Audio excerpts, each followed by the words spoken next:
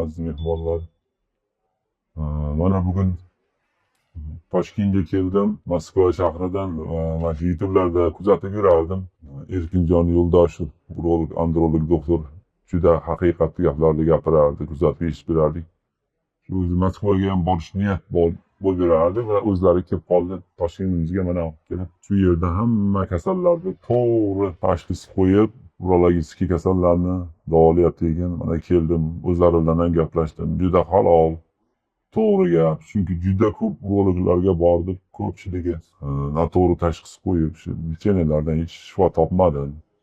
Oxiri shunda YouTube'da ko'rib yurardim, uzoq bo'lsa ham boraman deb. O'zlari kelib qolibdi. Kelganidan xursandmiz. Mana xudo xohlasa hozir gaplashdik. Analizlarimizni ko'rdi, yaxshi dedi. Endi shu oxirgi variant o'sha baribir operatsiya bilan bitar ekan ishimiz. Xudo xohlasa endi avgust oyiga gaplashib oldik. Niyat qilib turibmiz, xudo xohlasa o'sha operatsiya bilan shu jinsiy zaiflikdan qutulasiz deb tashxis qo'ydi.